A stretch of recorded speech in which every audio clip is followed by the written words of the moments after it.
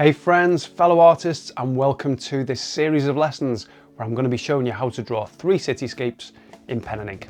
They're going to be fairly in-depth ink drawings as well, so rather than those quick sketches that you very often see in, say, urban sketching. Do love doing those, but sometimes you just want to put a little bit more detail into your artwork. In this first project, we'll be drawing a street scene from London with Big Ben in the backdrop, and then in part 2, we'll be drawing the iconic Brooklyn Bridge in New York, and then we'll finish in part 3 with a busy street scene in Lisbon, Portugal. Check the description for the materials that you need and links to download the reference photos. Let me know how you get on in the comments, and fingers crossed, I'll see you in part 2. So in this study, we've got a scene from the City of London. Very iconic scene, this one. Houses of Parliament there, right in the middle, and then the classic red telephone boxes as well. Now on the face of it, this is a really busy and complex scene. There's a lot of things that we need to try and simplify with our fine liner pens. But I actually think as well that this, as complex as it might look, is missing something in the foreground. So when we get to the end of the lesson, we're going to look at putting maybe a couple of figures in there that will just help to fill this dead space. And that'll be more apparent as we get to the end of the lesson. Now you can probably see I've spent quite a bit of time already getting in the major elements, the major outline in pencil. And you can probably see as well these construction lines that I've left in.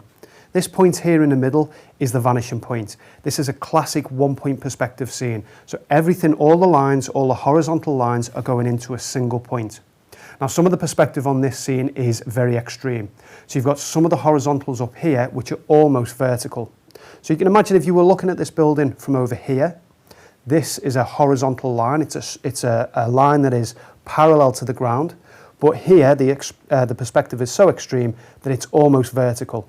And if you don't put a vanishing point in with your initial drawing, I'm going to guarantee that some of your horizontal lines are going to be out. These lines here are going to be out, and it doesn't take much for the whole drawing to be ruined before you start. Now it's up to you how you go about drawing this. You can use any number of the methods that we've covered in the Drawing Essentials course. You could use basic shapes perhaps, but what I would suggest is that you either use the grid method. If you're more confident, you can use a crosshair, maybe some diagonal lines that we've looked at in other lessons. If you're really not confident at all and you want to just get stuck into this with pen, then by all means trace this scene. Don't feel that it's cheating in any way. Now just a couple of things that I'd like to do before we start with the pens and putting down the ink, and that is to check some of the vertical marks and also the aspect ratio. So I'll come on to the aspect ratio in a minute, but one of the things with a cityscape in particular or architecture that can really throw the whole thing off is when your verticals aren't vertical. So I've got a ruler here, and all I'm going to do, I've drawn all of these in by hand. So what I want to do is just make sure that these are parallel to the edge of the paper, so they're running nice and vertical. And I can see that this strong line at the edge of the building, that's okay, but the edge of the telephone box, that could probably do with being straightened up a little bit. So we can just straighten that up with the ruler. Maybe this one as well is leaning in slightly. You have to be careful that there's no 3-point perspective going on here. And just a reminder, if you've not done the perspective course for a while, 3-point perspective is when your verticals start to converge or they start to move away from each other because you've got a very low vantage point. There's not really any, well, there's no 3-point perspective going on in this scene, so we want all of our verticals to be nice and vertical. Now the other thing that I mentioned, aspect ratio. So if you look at the aspect ratio of this particular reference photograph, it's what I would call a landscape aspect ratio. So the width is longer than the height. So it's long, but not particularly tall. Something like this scene, in my opinion, I think would look better in a portrait aspect ratio, portrait orientation.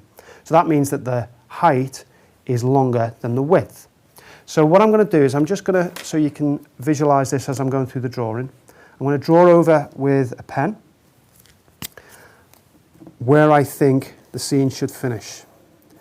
Now I like this idea of cutting through the telephone box. I'm visualizing that. I think that that will give us a nice visual block to keep the eye with inside the picture. So it's making a suggestion that the phone box is there, and we can maybe get some of the letters in as well to get further strengthen that representation, but without showing the whole thing. And then on this side, what I'd like to do is get Big Ben 1/3 of the way across.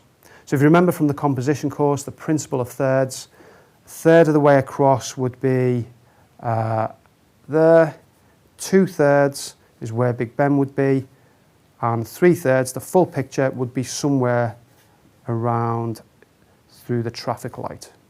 So let's draw that one down, that vertical down. So there's my portrait orientation, my portrait aspect ratio. Now if I do the same thing on my drawing, so I'm going to go through the centre of the telephone box. Let's cut that in half. And then on this side, cutting things in half, again, would be putting it through the traffic light.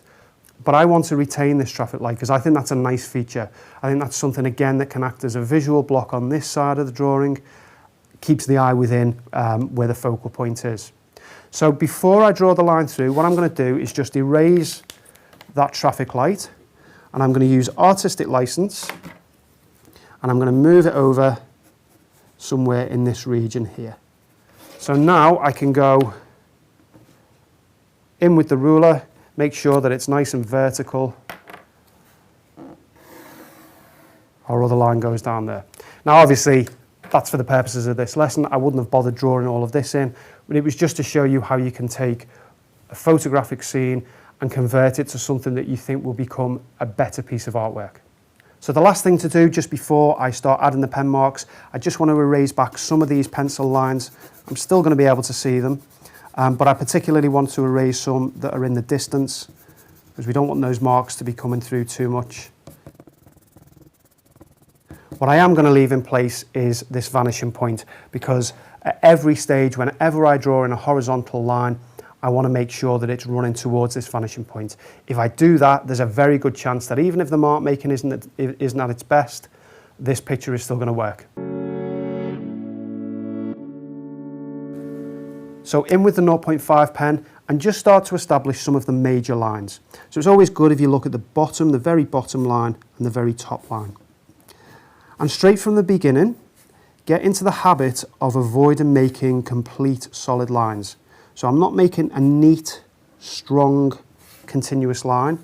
I'm allowing the pen to touch on and off the paper at various points. And that's something that I will be doing right throughout the rest of this particular scene. Okay, so there we go straight away, not concentrating. Is that line pointing towards it? Let's just get the ruler in to make sure.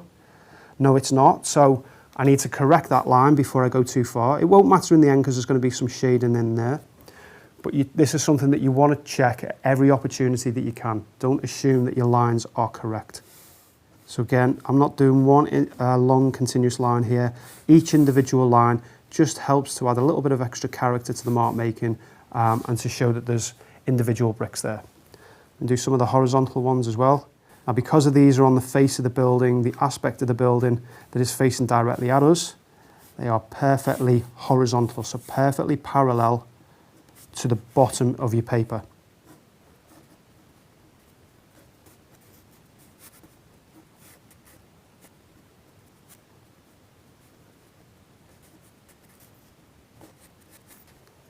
Okay, and as you're laying down your marks in ink, don't forget the observational process doesn't end with the pencil drawing. So I'm just looking at an area here where this overhangs. Now if I draw a vertical line down, on mine it's intersecting somewhere around here. If I do this on the reference photograph, it's intersecting somewhere around here.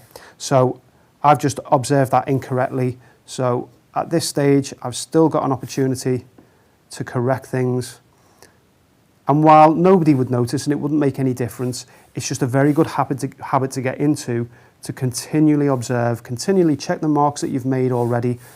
It's the same as any carpenter would tell you that you measure 3 times and cut once. With drawing, observe a couple of times, 2 or 3 times, and then make your marks. When you start to get to really busy areas where the architecture is really intricate, you know, for a study like this, we don't want to be putting in all those details. So just, if you're not sure, just add hit and miss marks, dots and dashes, and that way it's going to give the impression that it's a really busy area without you trying to put in every mark and it ending up looking quite overworked. Now as I start to get towards the distance, the furthest part in the drawing, I'm going to switch pens. So this is the smallest pen I've got. This is a 0.3 millimeter. And what this is going to do is just make a finer series of marks. And that's just going to help to give the impression that there's less detail, things are less bold, less distinct because they're in the background. And that is all just going to help to add to the sense of depth.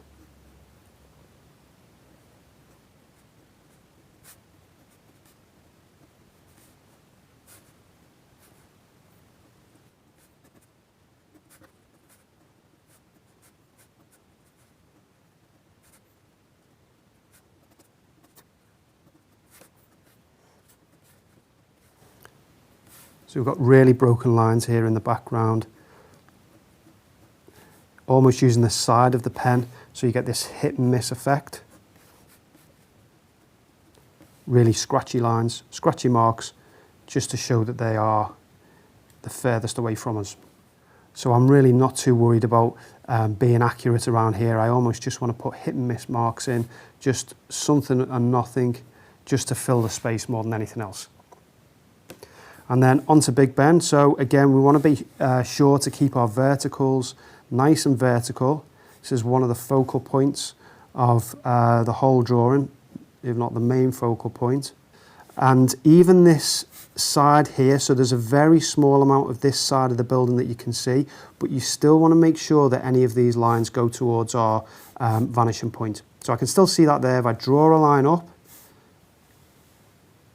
the angle there, and then this one, that angle there. And it might only be a very short line, but it's a really important line. So this one's going to be a steeper angle, so it gets further away.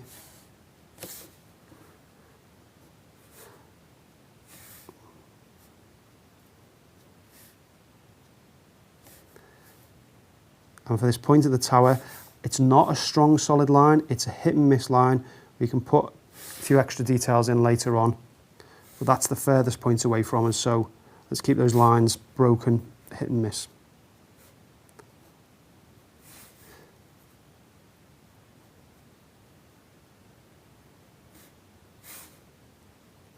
So the coach that I'm drawing here, sometimes people can get intimidated by vehicles, and especially when you're drawing them in perspective.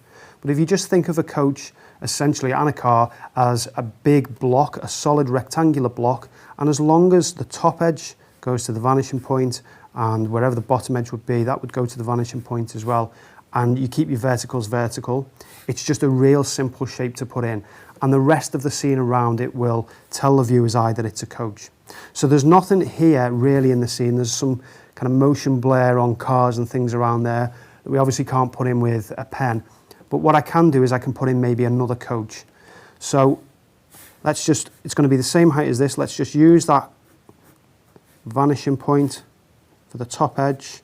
And then the back edge, all we're doing is just drawing a rectangular block. The bottom edge is going to be down here somewhere.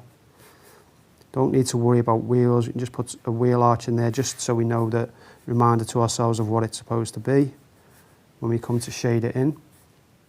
So when you're drawing these posts in, what I did do is I kept in, or I put in a construction line with the pencil just so that I could get the bottoms in that were on the right sort of plane, the right sort of angle. And that just prevents you from creating one post that is higher than the next and them basically being all up and down. It gets them in this nice neat row as they would be. So we've got some figures there, but I'm going to put those in at the end. I'm just going to remind myself to leave a little bit of space there so I can put them in, but we'll deal with those right at the end. So we've got in most of our outline now, so now it's time to start putting in some of the shading, some blocking in of the major dark areas. So I'm going to switch to the 0.75 pen and just defocus in your eyes, where are the darkest areas within this particular scene. So we've obviously got the dark areas of the lampposts. They're the details that we'll put in at the end. We've got these posts, which are a really dark value as well. I would say this area is really dark, is one of the darkest areas, as is the shadow within this doorway. If you defocus your eyes, you can see that this whole block up here is quite dark. And I would actually say, again, really screwing your eyes down, that this phone box is dark as well. So the value of this red is not much lighter. If this was a black and white photograph, it's not much lighter than the value of this. So I do want to keep a little bit of contrast between this and this, so we won't do it quite as dark, but it is a dark value. And hopefully, along with some shading around the bottom, with the tree creeping in and the traffic light, hopefully that's going to create some sort of a vignette effect, which will help bring our eyes to this area here. So I'm just going to use some vertical hatch marks. Nice and quick, just on these bricks here.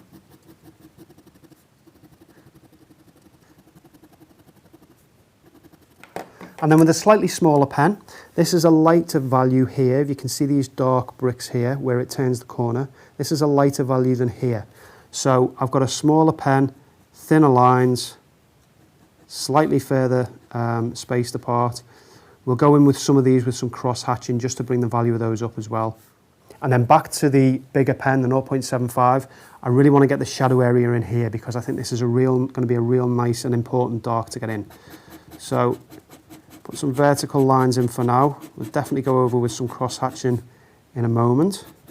So this is the darkest area here, and then it does lighten off on this, which is a different colour brick. So let's just go in with some cross hatching just to bring the value up of that. If you look where it's darkest right inside this edge here, slightly lighter here. So we can get rid of all the white paper there. And then with a 0.5 pen, let's start putting in some of the horizontals, some of the dark, strong lines here. Now, one area in particular that I like is this dark line that runs from here down, across and down. So I think if we can make sure we get that line in, that will be a nice, strong line to really define the top edge of this building. So let's strengthen the value of that. And then it runs here. And what I'm going to do is, rather than just doing lines in this direction, let's show that it's overhanging by doing lines in the direction. These are these cross contour lines that you may have seen me refer to in other lessons. So this is going to come up here, isn't it? Let's just make sure we've got that line running to our vanishing point.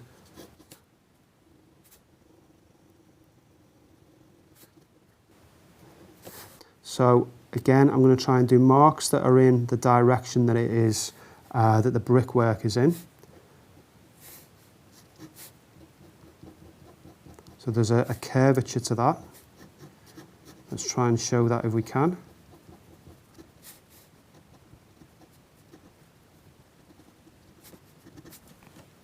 Okay, and then we've got some nice strong darks around here, haven't we? There seems to be a bit of an archway of dark brick just around this entrance here. And then this thing looks like some kind of a gargoyle. I can't really make it out, but there's definitely some kind of a statue or something cropping over the top. So all I'm doing is just putting darks around it just to leave some impression of a shape that breaks up all these lines, these linear marks of the top edge of the building. Okay, then I said I was going to put some cross hatching here because I think it's good just at this stage just to define this edge. So in with the largest pen, 0.75. And strengthen some of these horizontals here so I don't lose any of those.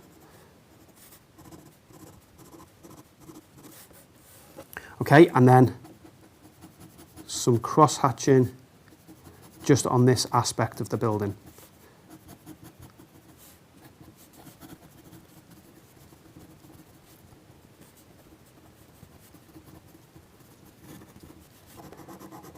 And now going back in just to really strengthen these lines. They've got a little bit lost with the cross hatching, but that's okay. It is a case of going backwards and forwards and strengthening any lines, any marks that you think need it, just to keep them nice and defined. Let's put in a little bit of work on here, a little bit of work around this area as well and bring that up. So this area here is a lighter value than the bricks above it, but it's a darker value than this. So I'm going to leave this relatively plain, just the white of the paper. We can maybe put a few marks on there just to break it up at the end, but I'm going to leave it plain for now.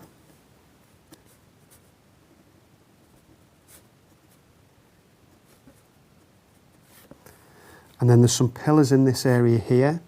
So just working your way around the drawing, just seeing what you can see.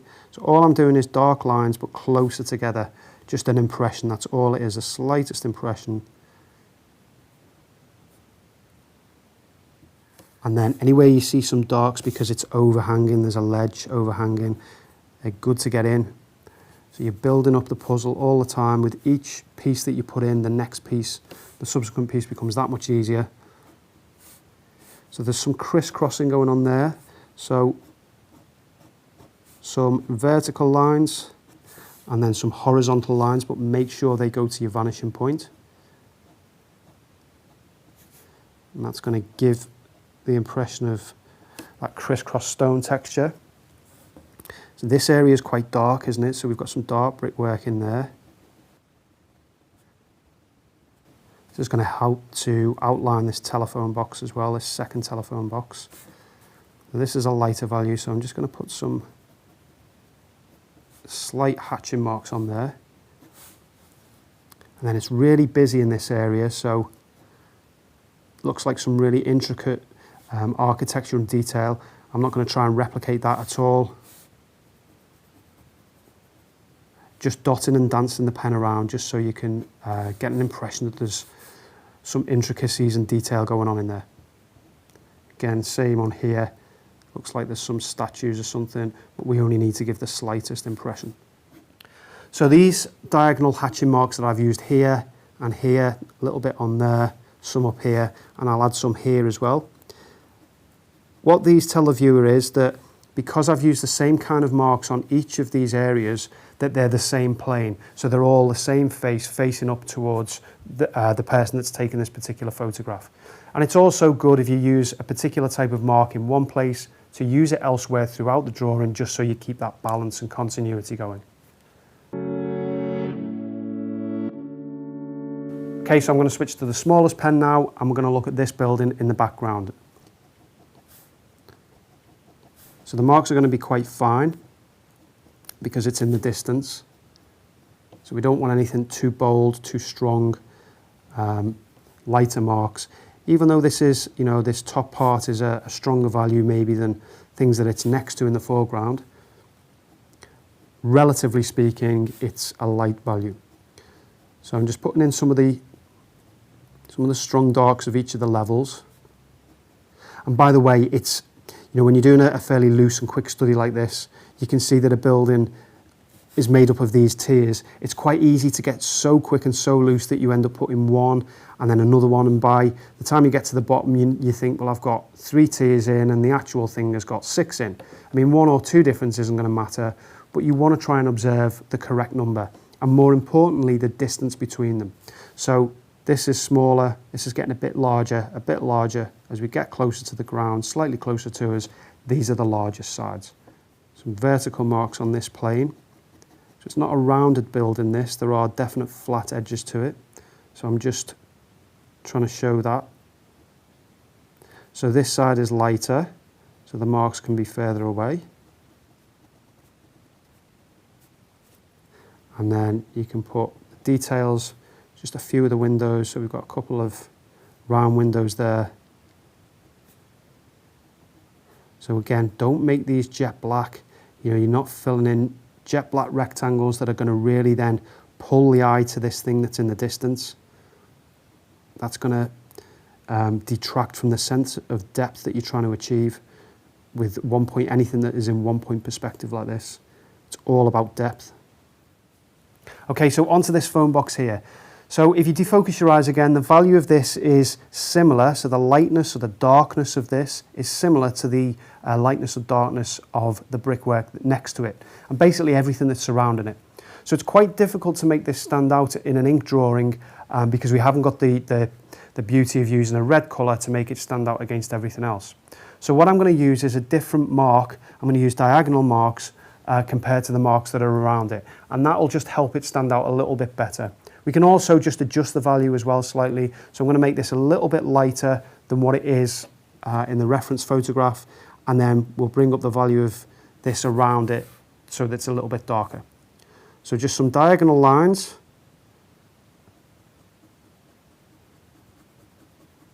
Just to add some solidity to the shape as a whole.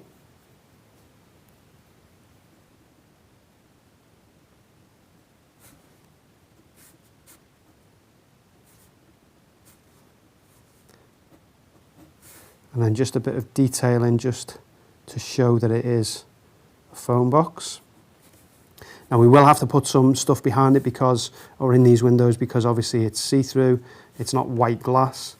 So we can just add a little bit of bits and pieces just that would be seen through, maybe carry on the pillars there.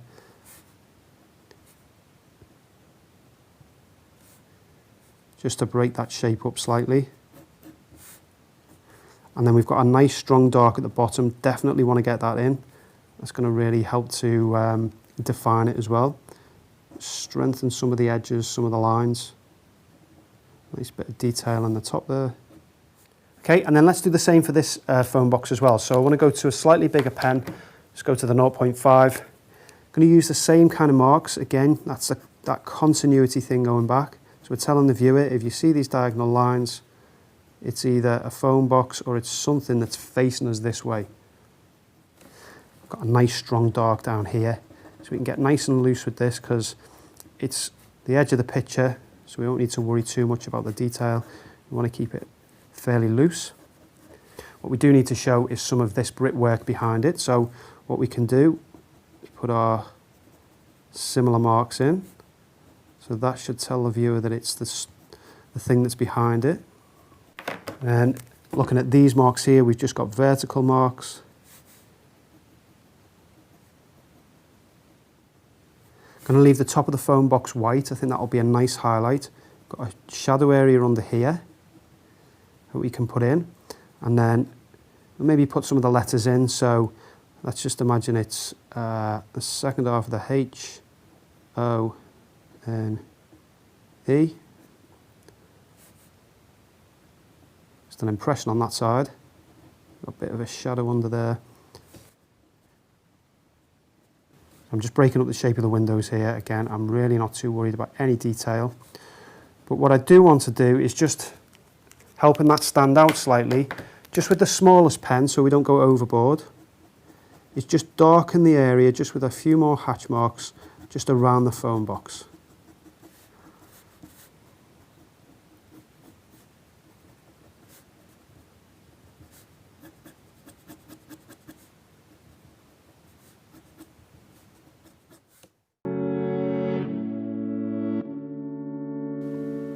Let's move on to Big Ben. So I've got the small pen here because it's quite an intricate and very detailed building. So I want to try and get some of those intricacies in. So this is the 0.3 pen. And first thing I'm going to do is just start to add some hatching marks just to get rid of the white of the paper. So anywhere I see a shadow area that's created by a horizontal, like a ledge, you want to put that in straight away. Some windows in there, and then these horizontals.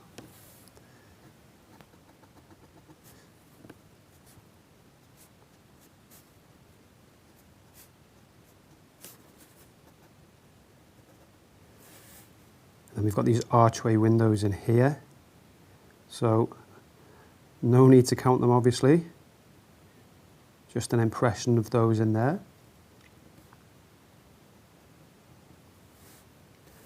And I'm going to say that this side of the building is darker. Seems to be a little bit darker. Maybe that's because this side is a bit more lit up.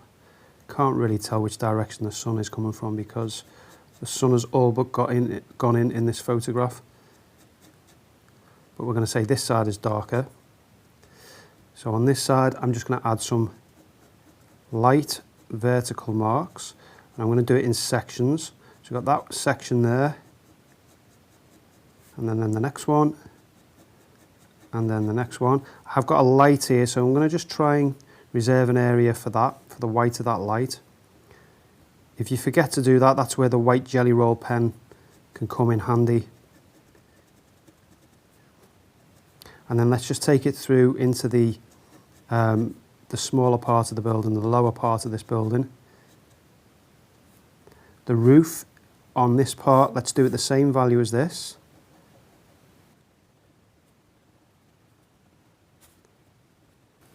And then there are some buildings in the background, and they're actually quite dark, but what I want to try and do is keep the marks fairly neat. So I want them to get too busy because that is going to be quite distracting to the eye. So let's keep them quite neat, all vertical. Not worried about picking out individual towers or anything like that. Again, it's just an impression. Okay, so back onto this area of Big Ben. So let's put a little bit of work just in and around the clock face.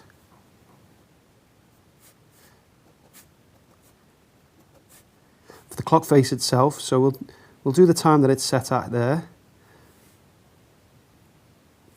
And then we've got this detailing around the outside. So if you just put in, like you were taught to draw a clock way back in the early days of school, so put in your 12 o'clock, 6 o'clock, 3 and 9, and that keeps them nice and evenly spaced. Because don't forget, although it's an impressionistic drawing, that's the kind of thing people's eyes are going to be drawn to, especially with this being the focal point. So you don't want to be too haphazard with that clock face. We've got some darks, strong darks underneath. So if you remember from the composition course, anytime you've got strong darks against lighter lights, that helps to bring attention to that particular area. So we want to take every opportunity to get some strong darks in on this building with it being our focal point. And that's just going to help to strengthen it as an element of the drawing and tell the viewer that they should be looking at it. And there's a few details either side, so let's put those in. Just helps to make it a more intricate building, a more interesting building. And we've got these very characteristic of Big Ben, these very slim, thin windows.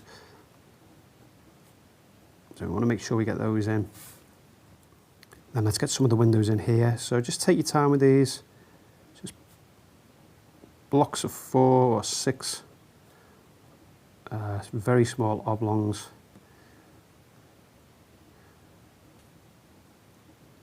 Don't need to get too neat with them. Maybe a little bit neater than what I've been there, but you will get the idea.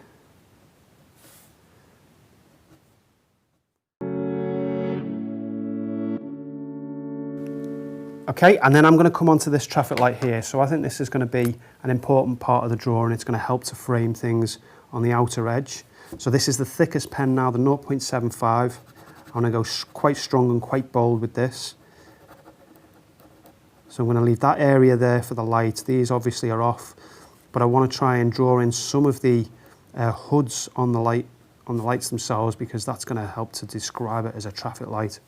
And then we've got this really strong pole or whatever that the traffic light is on.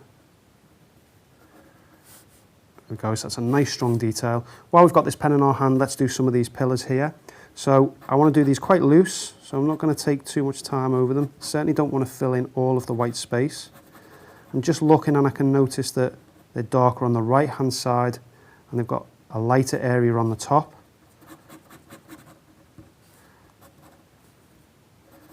So again, these are towards the edge of the picture, so you won't have to be too neat with these. I think this tree, the edge of this tree would be good to put in with this pen as well. So you can see I've just put the outer edges of it in, really just an outline, squiggly lines more than anything else. And you can carry those squiggly marks on throughout the rest of the body of the tree. And it does carry on this side, so that's quite a nice feature, just to show that it goes behind the traffic light and then comes out, it's creeping over the road. So it's nice with a big area like this, just to leave these little white spaces. And then what you can do is put some strong lines in like that, just to show an indication that there's branches going on there in between the leaves. We get some leaves coming out there, branches going off, and it just helps to give further strengthen the impression that this is a tree. And then I did notice that there's some around here. This is going to be nice to frame these coaches on the top of the wall. Okay, and then with the smaller pen, let's just put a little bit of value onto this wall here. So just some simple vertical lines, just to show that there's something solid there. And on this side of the wall, I'm going to shade in each individual panel, and there's a little shadow just under each piece of the wall, and it just again is a simple way of showing that it's a wall that's made out of stone, that it's got those panels within it. So while we're in this area, let's just put these coaches in. So I'm going to keep this one white and keep this one a fairly light value. So we just put the back window in, again fairly loosely, and then a side window in there maybe. That's all I'm going to put in for that. This one we can do maybe as a slightly darker value, so we can do the back window in there. Just being a little bit more careful on this one, and we can maybe put some lights in the back of the bus, maybe a registration plate there, side the windows there along the side.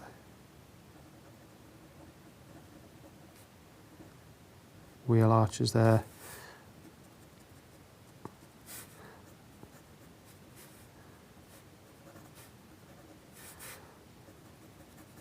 Just a little bit of value there, just horizontal marks just across the road. We've got this wall in the background, so let's just fill these areas in here so there's no white marks. Got a wall there, so nice vertical marks for that one. A shadow tone just on the end of the wall. There's going to be a pavement or something there, isn't there? Let's try and take this line to our vanishing point.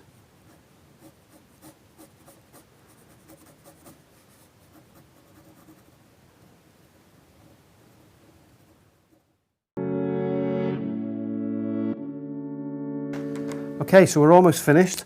I just want to put a little bit of detail in the foreground and put in some figures. So for the foreground, in much the same way as we did with the road, I'm just going to put a few horizontal marks, hatching marks coming across. I don't have to go all the way across. And then we can show an indication of maybe some of the paving stones by putting some marks that way, some marks this way. Don't forget, these are all going to your vanishing point, so these are going to move in this direction. So this mark here, if our vanishing point is here, the marks are going to go in this direction, so they're gradually moving from left to right.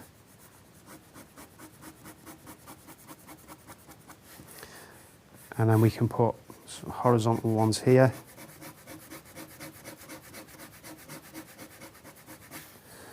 Some vertical ones here. Again, so easy just to get complacent, and it's going to ruin the whole effect if you're not constantly making your marks towards that one single point. So we're almost finished now, and the last thing to do is to put some figures in and to really add some life to the drawing. Now, a lot of people, especially newcomers, they really get intimidated by adding figures to a landscape, particularly when it's the latter stages of a drawing that they've put quite a bit of time into. We did do a blog post on this, which I'll link to in the class materials. What it does do is gives you, if not a formula, it gives you a very precise way of adding these figures to your landscapes. Something that's very easily replicable.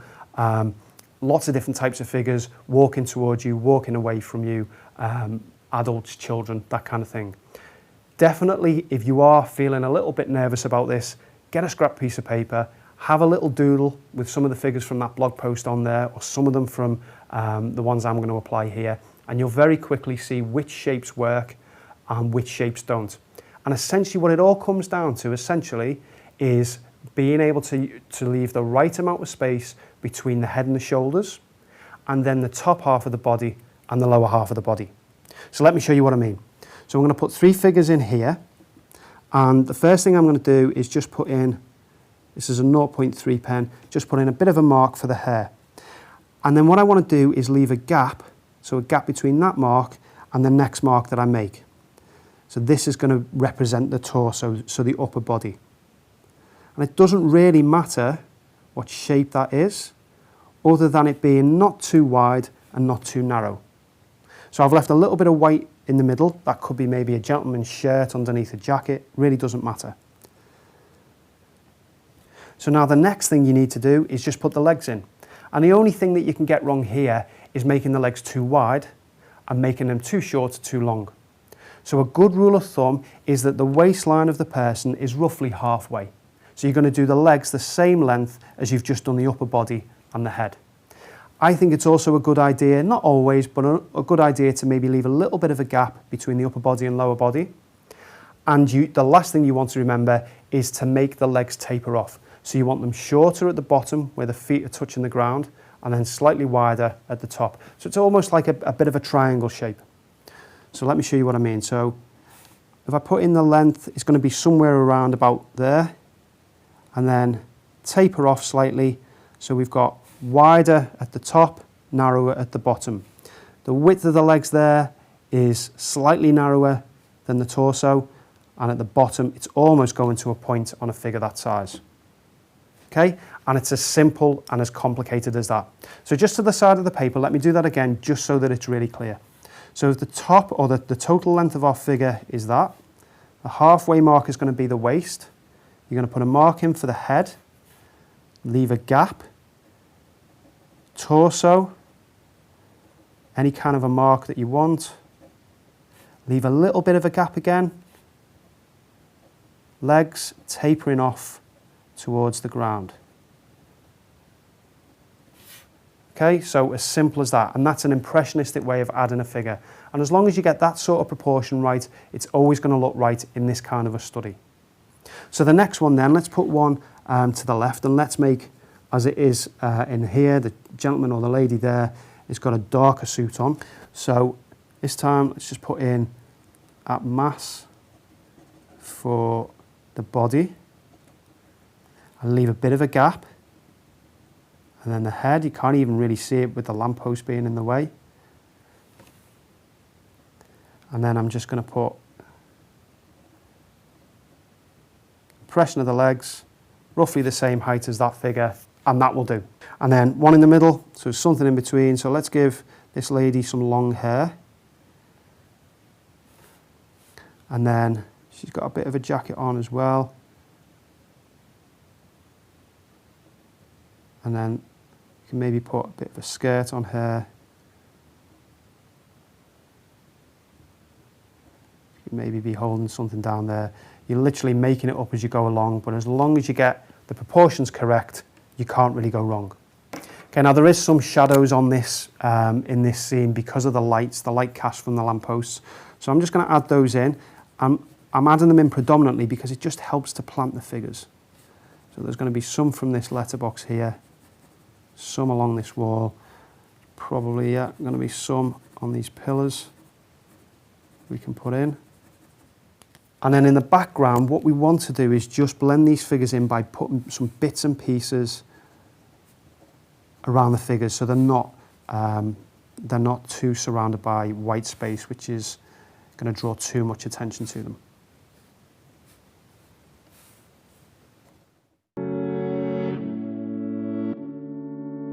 Now we could call that finished, but I'm feeling brave. So if you're feeling brave, what I'd like you to do is to add another figure into the foreground. I think this area looks a little bit lost here right now, and I think if we add a figure on this third here, in the same way that Big Ben's added on a third, I think that'll really help to balance the composition. So again, definitely practice this to the side of your paper first. This figure's going to be bigger, so you can't be as carefree as you can with these three. Now definitely practice this one to the side of your paper first or on a scrap piece of paper. It's going to be a larger figure because it's going to be more in the foreground. So you can't be as loose and as carefree as you can with these. Now, if you were paying attention back in the perspective section of the Drawing Essentials course, you will know exactly where to start this figure. So the head height, for those that didn't see that part of the course, the head height of any figures in a landscape is always the same. It's always exactly the same height. And that coincides with the horizon line. If you're not sure about these terms, do go back and have a look at the perspective section of that course, because it just applies to so many different things. So the horizon line in this particular drawing is around here. It's going to be around here, the head height of these figures. So if we put a figure on this third here, the head height is going to be exactly the same. Doesn't matter how big that figure is, how close they are to us, the head is going to be here. So I'm just going to put a little mark just to denominate the top of the figure, and then I'm going to put a mark to tell us where the bottom of the figure is. So we've got a total height, and that's going to be the size of our figure. And then if I put a mark that is roughly halfway in between, so I know where I'm going to be putting the legs. And then what I'm going to do, because I've got quite a bit of stuff going on in the background, I'm going to go with the bigger pen, and we'll make this person female. So I'm going to put some value in there for the head, the hair there. And then, so I'm going down to this area here. I'm going to give her a bag that's maybe sat on a waist. And then there's an arm maybe that comes down here. And other arm here. And really all I'm doing is just creating a block of value. We can add a little bit of white just to get rid of the messiness with the Sakura pen.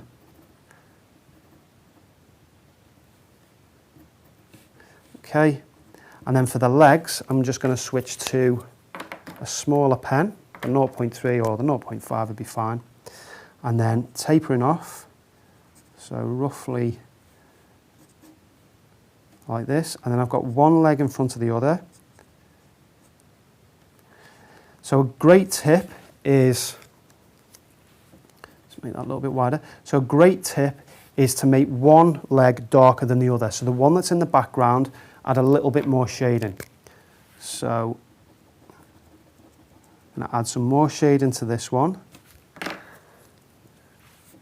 And then a little bit less to this one. And then we definitely need to increase the size of her head. Get some more hair on there.